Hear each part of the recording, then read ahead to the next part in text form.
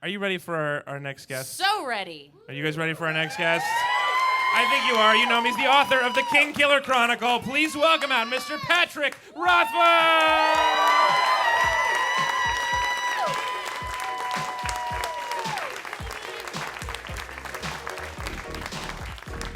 Patrick, it is so nice to have you here. You're sitting on our couch. Thanks for doing our little show. Well, thanks for Yeah, it's good. It should be good. thanks for having me. Yeah, there he is. Just get a nice fight. Real close. I really appreciate for the ladies. Are you used to that like scream that was like Justin Bieber screaming you're getting? Yeah.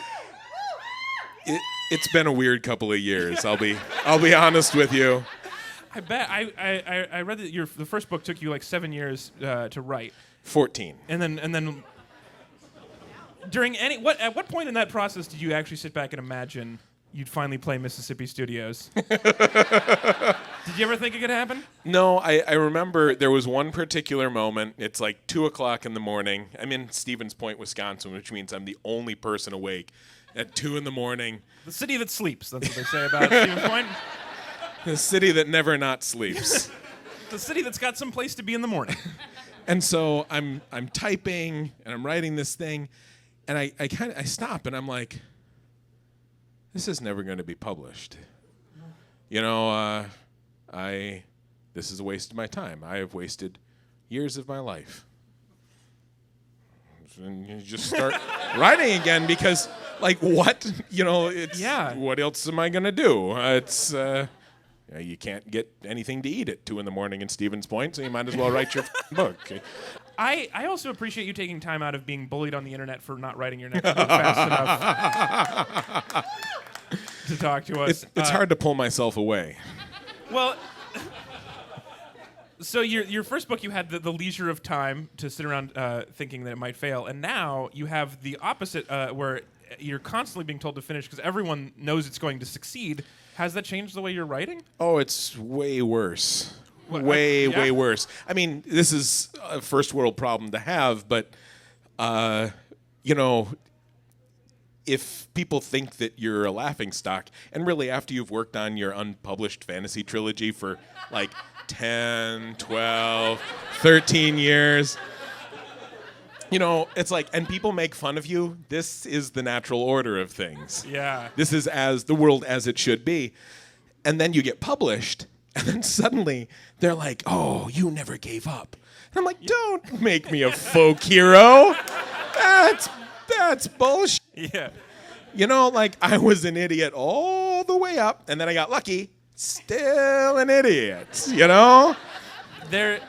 Yeah, that is really interesting because like there are people who have gotten 12 years into a fantasy trilogy that are not going to be, it turns out, geniuses. And that, like, do you tell them to follow their dream, or are you like, I got lucky, you give up? No, don't do what I did. Like, and I see it, like it shows up on Twitter, and they're like, you know, I worked for 8 years on this book, and I was gonna give up, and then I heard it took you 14, and I'm like, oh no, I'm not a role model. Yeah. No, really. Does the opposite make you annoyed, like when you see like some young adult author who like wrote a chapter in college and got $1 million book deal? Like, does that, like the lack of 14 years? Well, you know, I actually had a moment. Somebody gave me a book. I'm gonna screw up her name, and it's a shame. I'm pretty sure it's Tia Albrecht. She wrote The Tiger's Wife.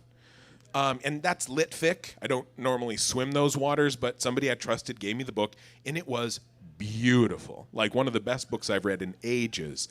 And as I was reading it on an airplane, and then my hand slipped, and I saw in the back cover her picture, like this young woman.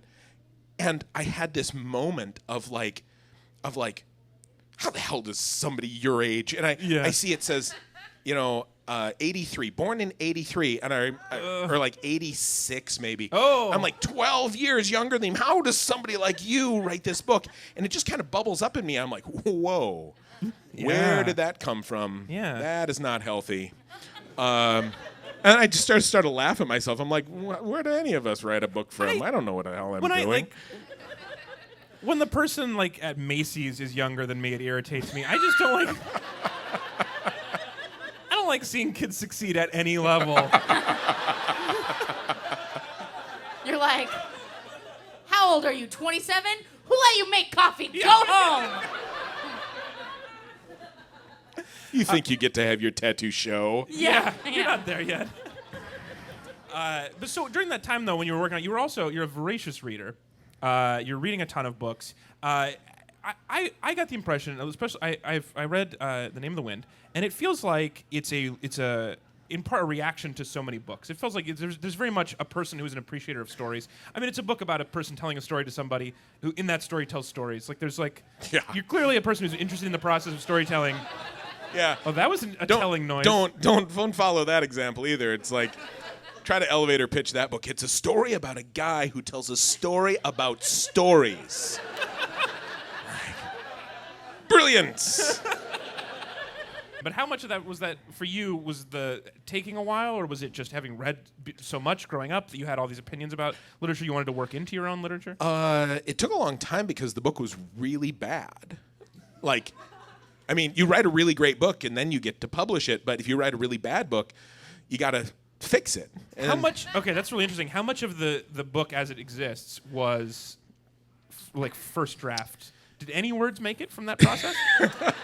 it's some of them did, like sometimes whole pages or chapters, but it's a weird process. When I say I revised it for 14 years, most people, their experience with revision is like what they do in college. And that's like the paper that you write the night before, like I always did. Right. And so your revision is kind of like reading through it and like weeding out the most egregious screw-ups. And then you spell check it and like, I have revised. Right. I'm a grown-up. And so they go, God, 14 years. So like, you ran spell check just so much. You could have just been spell checking by hand at that, and you had plenty of time. But no, like, I don't know. 25%. It was a mess. That's interesting. Well, so I think that also might be related to this, which is your new book, which is coming out tomorrow. And I wonder also in that time, is part of it that you're generating a lot of material that you can't actually use in the main story because it's an offshoot. So this is an offshoot.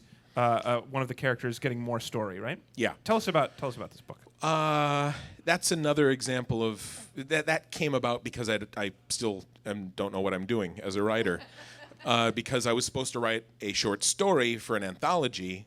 George Martin invited me into this anthology. I'm like, Yeah, sure. Tee-hee. Just calls you up. Yeah, I'll hang out with. Can I call you RR? That's a weird thing, isn't it? Like, That he has initials or that he's friends with you? well, it's like you got J. Yeah, both, but no, like J.R.R. Tolkien. Yeah. George R. I mean, that's not a coincidence, right? At what point do you sit down and go, I'm Patrick R.R.R. See, I couldn't do it, right? I would sound like a stuttery pirate.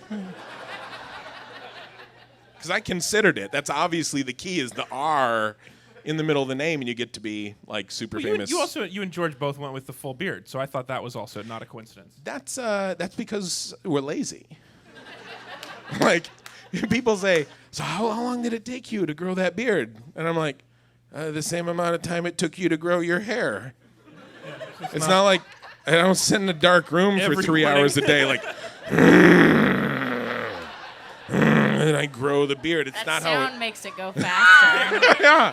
That's why bears hibernate. Make that sound all winter. So you were working on a short story from the anthology, and you accidentally wrote it into a whole book? yeah, well, I just don't know what I'm doing in general. So I was kind of writing the story, and I kept writing it, and it got weirder and longer, and finally it wasn't a short story anymore. So, and it was just weird.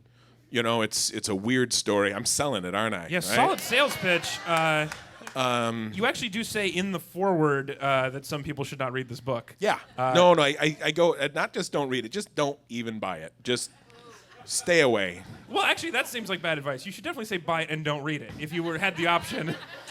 I want to be completely upfront with you. It says you might not want to buy this book. At what point in your life where you're doing this and you're this successful, do you realize you do know what you're doing in terms of writing books, and that what your real thing you don't know how to do is sell a book?